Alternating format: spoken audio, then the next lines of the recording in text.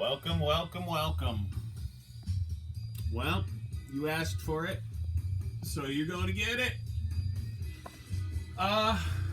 Quarantine days, 15-minute quarantine days. Thank you, Sandra, Sherman, John, David, Zach, Misty, Daryl, Margaret, Jody, Anthony, Emmett, Jeff, and John. The show you've all demanded. Or, yeah, that's cool.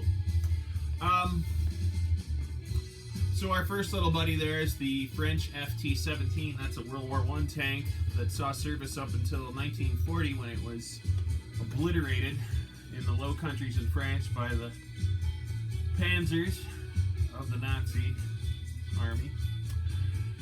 And there we have now a Japanese 75mm self-propelled gun. I believe it's a Ho-Ni. Those are used in the islands as well as China, Burma, India. But that's not what we're here to talk about, because we're going to talk about what you want me to talk about, starting with Anthony Cardy's request to talk about towns that I've lived in. And that is more than a few. I was born and raised in Kalamazoo, Michigan, which is a very long story in and of itself, as all birth towns and hometowns are. I mean, good, bad, and ugly. Mud, blood, and beer. Also lived in Wicker Park, Chicago, Squirrel Hill, Pittsburgh, Forest Hills, Queens, New York City, Spanish Harlem, Manhattan, New York City, Oakland, California, and now, currently for the last, well, first we were on Masonic at Hayes, which was right, I think, within a year or the year that it started being called NOPA, which we all thought was, realtor pretentious dumb shitness, but whatever. They buy and sell the property and they have more money than anybody here, so it was the dawn of NOPA. But in 03 we moved over to the Haight-Ashbury proper, like the heart and soul. And that's where we are today. And boy, I love it so much. I love these people. I love my neighborhood. I love my neighbors. I love my community. I love this city. It has saved my life. It has given me my education. It has saved the life of my child, my wife. I got married where the UN was created. I got married in the same office as Joe DiMaggio and Marilyn Monroe. And that's pretty cool. I mean, that ain't Kalamazoo. And I worked for the San Francisco Symphony Orchestra, which was what brought me to this magical place. Magical place. The kind of a place, I think that wherever you go, I lived in Houston a bunch of times too. Respect to the South. But I think that a place will either reject you or accept you, and I think that when you feel, there's a Crusader 3. That's a kitted out in the Desert Army colors. When a place accepts you, I think you can feel it throw its arms around you, is the phrase that I remember from Chicago, which also threw its arms around us. Wicker Park was an incredible experience, and that time and that place, almost everything that we knew then is gone. But highlights are meeting the king of the homeless, who had like reams of poetry by homeless people they kept in the basement of the Wicker Park Vienna Beef, and pretty soon I knew all those dudes, and I would buy every single thing they had to sell at $1 a page. And some of it was really good, and some of it was, quantity. But, like one day you'd come off the L and you'd hear the Rolling Stones playing loudly out of a bar, and you're like, boy, that sounds really good. There's soundstage. There's sound system's fantastic. It was the double doors right under the L. I was like, boy, that really sounds good, man. I've never heard that recording. Well, it actually was the Rolling Stones, because that was the neighborhood they would come to jam in before they put on their show, I think at Soldier Field or something. It was some massive ass event. GMC fuel truck, built probably Flint, Michigan, kitted out in the colors of the Royal Air Force. who used plenty of our trucks. Although that brown monster, which we'll see in 30 seconds or so, is a British fuel truck, and I just think it looks jolly. I just love that one. It's just jolly. Yeah, so you walk off the L, and yeah, there's about 30 feet away through the door, there's Keith Richards and Mick Jagger, and that's just Tuesday, because that's just how Chicago is. That's how a lot of these, certain big cities are. New York City's somewhat like that. I ended up hanging out with the Roots one night, and I don't even know who else. I mean, it was awesome. It was this private warehouse party that this hip-hop crew we used to run with, who was from Park Slope. Jody's working for the New York City Opera, and I was working for Choices, Feminist Women's Medical and Mental Health Centers in Long Island City, Queens. We were living in Forest Hills, Queens. But,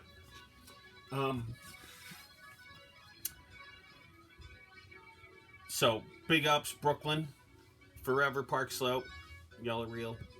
And Spanish Harlem, which was home, and another place that just threw its arms around us, which was awesome because, man, I saw some things and met some people that I didn't even think were real when I lived in New York City. Like, I didn't think there was a reality there, and there was. And holy shit. Like, wow. Like, those guys, and Rayo's Restaurant, and Numbers Joints, and street shit. It was fucking, it's amazing. And the only reason it was probably good is two things. Well, I guess there's two reasons. I mean, beyond just ourselves and our own personal thing.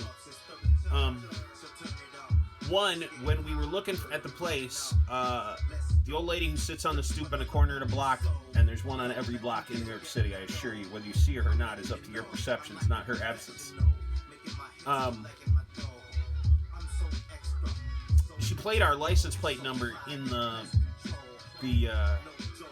mob numbers joint. Well, they're all mob, but in the numbers joint across the street. And she came up and hit. And so she told everybody in the neighborhood thought we were lucky.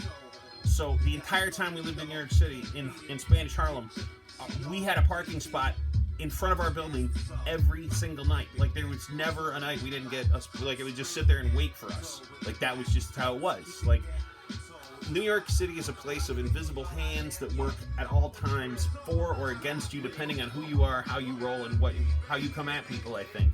Because everybody's watching. Nobody cares, but everybody's watching. And I think that if you're real, then they can love you. And if they're not, they will fuck you up so fast you can't even believe it. Oh, on the left there's a Sitka Fritz 251 Hanomag kitted out for Deutsche Pionieren, which are combat engineers.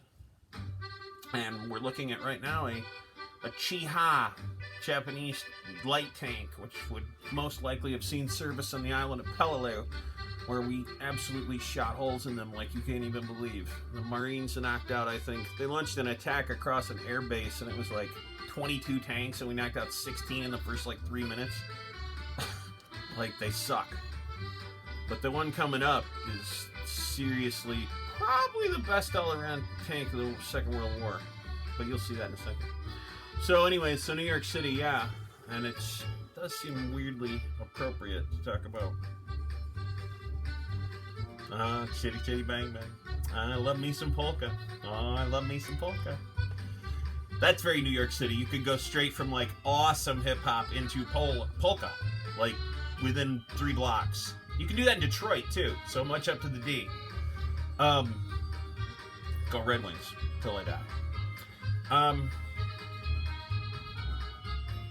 Where was I? Yeah. So yeah, New York City. It was Spanish Harlem. Hugest love. Thank you so much, Spanish Harlem, for showing a dude what was up and just being cool. Just being cool. It's amazing. You know, if you say we're married, yeah, okay, we're married. Whatever. Houston. It's huge. It's hot as shit. Sticky hot. It never really cools off because they have a thermal bubble like you can't even believe. Oh, we just saw the T-34. I missed to say something.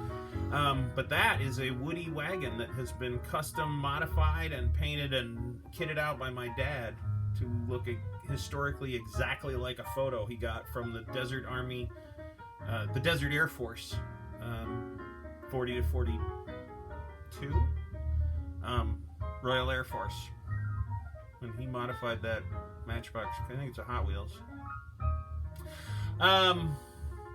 Yeah, Houston is a place that definitely threw its arms around me, and I have much love for Houston. It's like, really, honestly, it's the Los Angeles of the South. Like, I know LA pretty well now. I've been there a bunch of times. I love Los Angeles, by the way. I love LA, definitely. Big love for that city. And me, we get along so well. I mean, I love film more than anybody knows me knows. Well, I mean, look, there's movies going by in the background. I'm an artist, and that's an artist town. It really is. And for all its failings, and it has them just like any other city, it definitely has that going for it. So I love LA. But Houston had a lot of love for the pictures too, which was surprising. But really, that was the city that brought me the love of my life, my other half, she completes me, mother of my children, child. Well, I guess, yeah, he's not a plural. Well, there's him, himself, and he. Never mind. Yeah, that's a truck. It's a Morris truck. It typically tows a 17-pounder anti-tank gun, but off to the right there is a British 5.5-inch heavy artillery piece decked out in the colors of the Desert Army, and will lob a shell that will blow a 3-story building straight to hell from probably 5 miles. Houston. Yeah, Houston Grand Opera.